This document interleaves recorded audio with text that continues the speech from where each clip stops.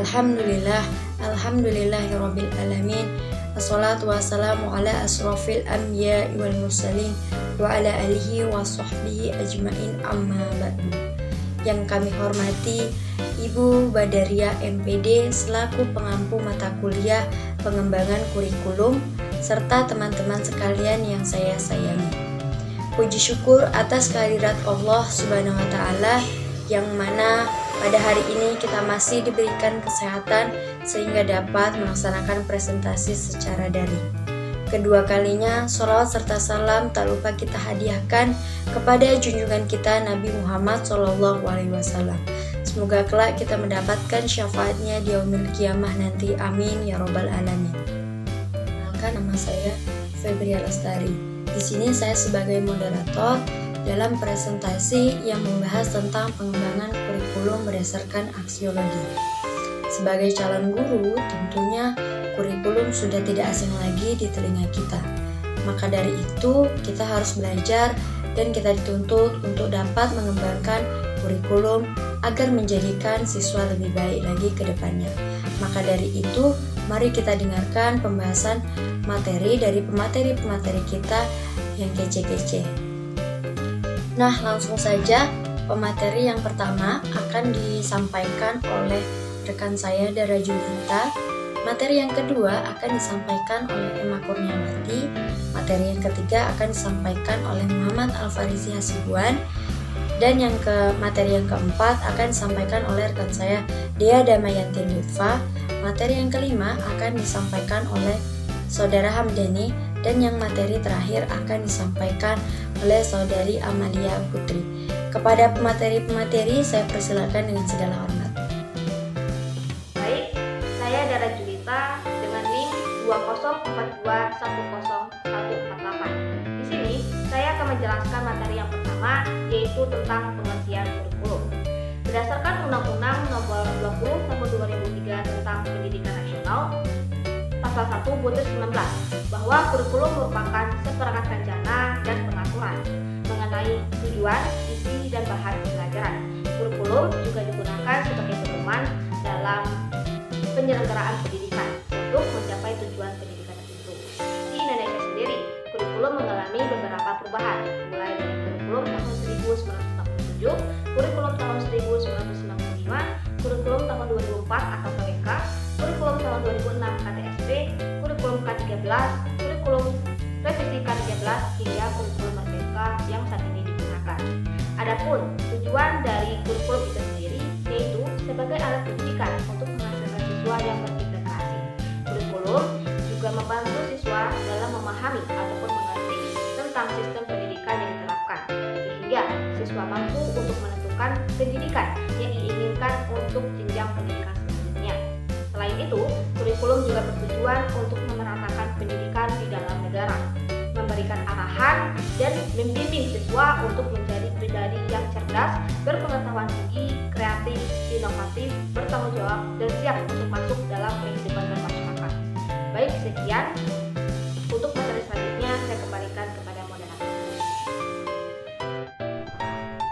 Saya Emma Kurniawati akan melanjutkan materi yang kedua, yaitu mengenai komponen kurikulum.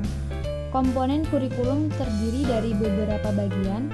Dikutip dari buku Kepemimpinan dalam Pendidikan 1982 oleh Sumanto dan kawan-kawan, berikut 4 komponen kurikulum, yaitu yang pertama tujuan atau objektif, yang kedua materi atau knowledge, yang ketiga interaksi mengajar di sekolah atau school learning experience, dan yang terakhir yaitu penilaian atau evaluation.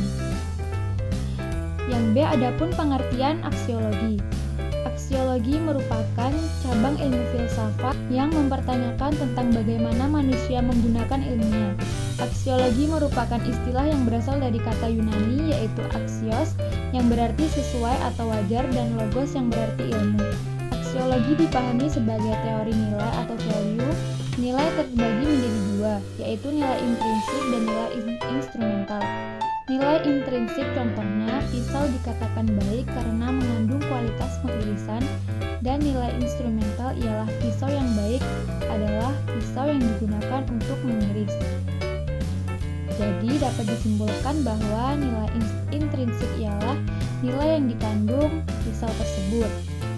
Dan nilai instrumental ialah nilai yang bermanfaat atau nilai gunanya. Banyak pendapat dari para ahli mengenai makna dari aksiologi. Di antaranya menurut Kamus Bahasa Indonesia, aksiologi adalah kegunaan ilmu pengetahuan bagi kehidupan manusia dan kajian tentang nilai-nilai khususnya etika. Sedangkan menurut Sria Sumanti, aksiologi adalah teori nilai yang berkaitan dengan kegunaan dari ilmu pengetahuan yang diperoleh.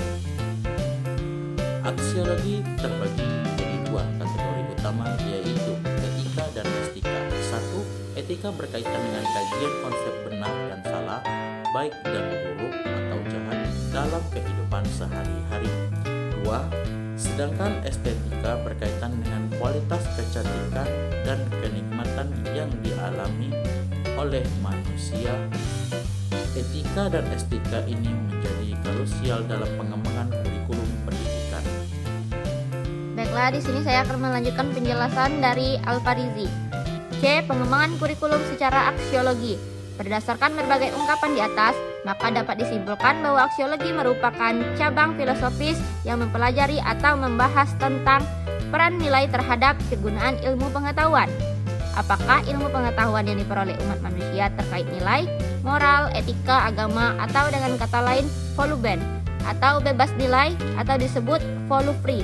Tugas atau peran aksiologi yang terpenting adalah menuntut pengembangan ilmu, pengetahuan dan teknologi atau disebut iptek, tidak bebas nilai, volu-free, melainkan terkait nilai disebut voluben. Ya baik, di sini saya akan melanjutkan untuk pembacaan materi dari saudari Dea tadi. Untuk berikut ini ada beberapa contoh penerapan aksiologi dalam pendidikan dan implementasinya dalam pengembangan kurikulum. Contoh konkret kurikulum 2013 dikaji dengan kajian aksiologi, yaitu terletak pada manfaat yang akan dicapai bila kurikulum 2013 ini diluncurkan. Peran guru atau pendidik adalah sebagai fasilitator dan tugasnya adalah merangsang atau memberikan stimulus, membantu peserta didik untuk mau belajar sendiri dan merumuskan pengertiannya. Sedangkan peran guru tidak hanya menjadi diktator yang hanya menekankan satu nilai, satu jalan keluar. Akan tetapi di sini guru berperan sebagai fasilitator dan membebaskan peserta didik untuk berpikir, berkreasi dan berkembang. Ya, itulah kemudian akan dilanjutkan oleh rekan kami, yaitu saudari Dila. Baik, saya akan melanjutkan penjelasan dari Hamdani. Dengan demikian, secara kontekstual, peran aksiologi dalam pendidikan dan kurikulum adalah agar tujuan, proses, pemilihan bahan ajar, dan evaluasi disesuaikan dengan nilai-nilai, sehingga terbentuk peserta didik yang selain cerdas secara intelektualnya, juga cerdas secara spiritual, moral, dan sosialnya, sehingga peserta didik mampu menjadi manusia Indonesia yang beriman dan bertakwa kepada Tuhan Yang Maha Esa, terampil dan berakhlak mulia. Sekian, saya kembalikan kepada moderator. Terima kasih kepada rekan-rekan yang telah menyampaikan materi terkait dengan pengembangan kurikulum berdasarkan aksiologi. Nah, teman-teman, dari pembahasan-pembahasan tadi, maka dapat disimpulkan bahwa mengembangkan kurikulum berdasarkan aksiologi itu ialah mengembangkan kurikulum melihat dari manfaat kurikulum itu sendiri. Manfaat kurikulum itu banyak, maka kita sebagai tenaga pendidik harus berusaha dan berkreativitas bagaimana menciptakan atau mengembangkan kurikulum yang dapat meningkatkan kreativitas dan inovasi anak-anak didik kita nanti. Demikianlah presentasi kelompok 3 pada hari ini. Saya harap dapat diterima dengan baik. Apabila terdapat kekurangan dan kehilafan, kami mohon maaf yang sebesar-besarnya. Akhirul kalam, wabillahi taufiq wal hidayah. Wassalamualaikum warahmatullahi wabarakatuh.